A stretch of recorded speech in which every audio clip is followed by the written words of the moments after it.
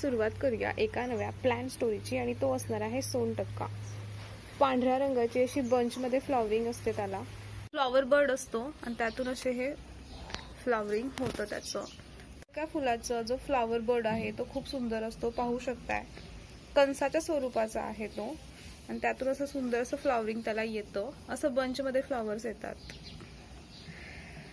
तसेच मध्ये त्याच्या ह्या कळ्या आहेत आणि खूप सुंदर असं त्याला असं फ्लॉवरिंग येतं। आणि साधारण एका या फ्लॉवर बर्ड मधून तो 30 ते 40 फुलं देतो रोज। फ्लॉवरिंग साठी सोनटक्क्याच्या प्लांटला 5 ते 6 तासांची डेली सनलाइट रिक्वायर्ड आहे। त्यातच हे प्लांट उत्तम ग्रोथ करतं आणि फ्लॉवरिंग सुद्धा करतं। तसेच याला भरपूर प्रमाणात पाणी देत जा। जर प्लांट जमिनीमध्ये असेल तर जिथे जास्त पाणी त्याला आपण देऊ शकतो तिथेच तुम्ही लावा। सोनटक्का या फ्लॉवरिंग प्लांटला भरपूर प्रमाणात पाण्याची आवश्यकता असते, तेव्हाच हे प्लांट उत्तम ग्रोथ करतं आणि भरपूर प्रमाणात फ्लॉवर्सही देतं। त्याची वाढ खूप छान होते पाणी असेल त्याला रेग्युलरली। सोनटक्का हा फ्लॉवरिंग प्लांट जो आहे तो कंदवर्गीय आहे। त्याचे असे कंद असतात आणि ते कंद तुम्ही जमिनीत लावाल तर ते असे छान डेव्हलप होत जातात आणि त्याच्यातून अशी फ्लॉवर स्टिक येते त्याला आणि मग त्याला असे छान फ्लॉवर्स येतात त्या स्टिक मधून। सोनटक्का प्लांटची तुम्ही कळी पाहताय उमलण्याच्या आधीची स्टेज, तर ती साधारण अशी असते। कळी उमलल्यानंतर तिला असे भरपूर प्रमाणात बंच स्वरूपात असे फ्लॉवरिंग येतात त्या फ्लॉवर बर्ड मधून। उमलल्यानंतर त्याला असं कंटिन्युअस फ्लॉवरिंग होत राहतं 7 ते 8 दिवस आणि सुंदर अशी सुवासिक फुले त्याला येत राहतात। फ्लॉवर्स येऊन गेल्यानंतर आपला जो फ्लॉवर बर्ड आहे त्याचा तो असा पूर्ण रिकामा होऊन जातो, पाहू शकताय एम्प्टी झालाय पूर्ण। तर पूर्ण फ्लॉवरिंग थांबून जाते त्याची। ती अशी छान कळी असते, मग ती सुंदर अशी उमलते आणि ही त्याची नेक्स्ट स्टेज आहे जेव्हा आपले पूर्ण फ्लॉवरिंग त्या फ्लॉवर बर्ड मधून येऊन जातात, रिकामा होऊन जातं ते फ्लॉवर बर्ड। फ्लॉवर्स येऊन गेल्यानंतर ही रिकामी झालेली जी फ्लॉवर बर्ड आहे ती कट करून टाकायची आहे। ती फ्लॉवर स्टिक जी आहे ती अशी इथून अशी कट करून टाकायची, जेणेकरून नवीन कंद जे डेव्हलप होत आहेत त्यांना पूर्ण एनर्जी मिळेल वाढीसाठी।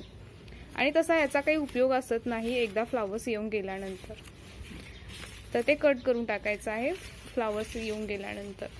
तसंही ही सुकायला लागतं, हे ह्याची पानं वगैरे असतात किंवा ही स्टिक जी आहे ती नंतर सुकण्यास सुरुवात होते, तर तुम्ही त्या स्टेजला सुद्धा ही काढू शकता। पाहू शकता इथे एक स्टिक जी आहे ती सुकत आहे, फ्लॉवर्स येऊन गेले आहेत त्याचे, तर त्या स्टेजलाही तुम्ही रिमूव्ह करू शकता किंवा अशी फ्लॉवर्स येऊन गेल्यानंतरही तुम्ही ती रिमूव्ह करू शकता, जेणेकरून बाकीचे जे फ्लॉवर्स येणार आहेत त्यांना भरपूर प्रमाणात सूर्यप्रकाश पोहोचेल आणि पूर्ण एनर्जी मिळेल वाढीसाठी।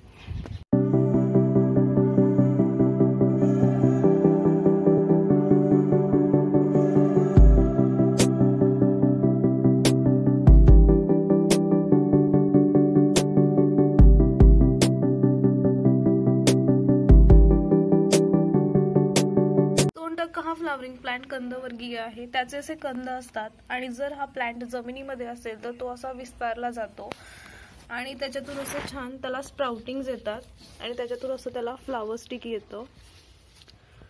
जमिनीमध्ये या प्लांटची उत्तम अशी वाढ होते आणि नवीन नवीन कंद तो छान डेव्हलप करतो।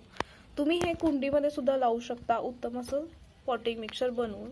ते कसं बनवायचं ते पाहूयात। सोनटक्का हा जो फ्लॉवरिंग प्लांट आहे त्याचा हा कंद आहे आणि तो आपण रिपॉट करणार आहोत कुंडीमध्ये। त्यासाठी लागणारं पॉटिंग मिक्सचर पाहूयात। तर जवळपास 50% मी बागकामाची माती वापरणार आहे, 20% वाळू वापरणार आहे, 20% ऑर्गॅनिक कंपोस्ट हे गांडूळ खत आहे आणि 10% कोकोपीट वापरणार आहे। तर याला ओलसर माती लागते, म्हणजे पाण्याचा निचरा तर झालाच पाहिजे पण ओलेपणाही मातीमध्ये टिकून राहिला पाहिजे, तेव्हाच या कंदांची डेव्हलपमेंट छान होईल आणि भरपूर असे फ्लॉवर स्टिक तयार होतील। त्यासाठी ओलावा साठवून ठेवणारी मातीचं मिश्रण आपण बनवणार आहोत। मातीचं मिश्रण बनवायचं आहे आणि अर्धीच कुंडी भरून घ्यायची आहे। साधारण कुंडीची उंची जी आहे ती जास्त असावी आणि अर्धी कुंडी आपण ती भरून घ्यायची आहे। मध्यभागी कंद लावण्यासाठी स्पेस करून घ्यायची आणि कंद जो आहे तो रिपॉट करायचा आहे.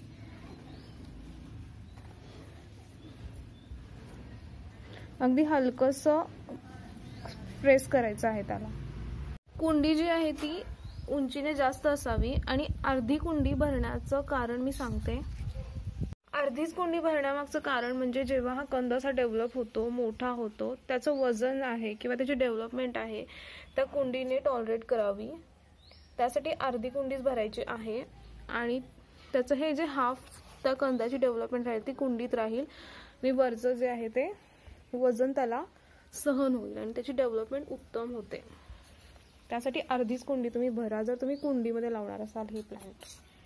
कंद रिपोर्ट केल्यानंतर त्याच्या आजूबाजूची स्पेस जी आहे ती त्याच्या डेव्हलपमेंटसाठी असावी, जेणेकरून कंद विस्तारेल कुंडीमध्ये.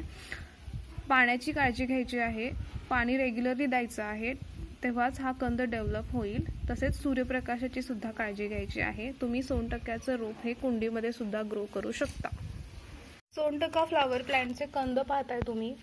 साधारण नोव्हेंबर-डिसेंबर या महिन्यात या प्लांटची काहीही प्रोग्रेस होत नाही. हा डॉर्मंट होऊन जातो, म्हणजे स्थिर असतो.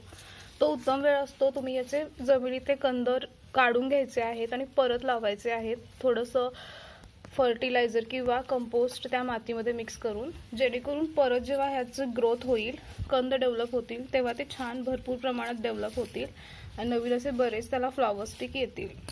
तर डॉर्मन्सी पिरियड जो असतो, जो नोव्हेंबर-डिसेंबर आहे या प्लांटसाठी, तो उत्तम वेळ आहे याच्या प्लांट मेंटेनन्ससाठी. भेटूयात अशाच एका इन्फॉर्मेटिव्ह व्हिडिओमध्ये एका नव्या प्लांट स्टोरी सोबत. Happy gardening.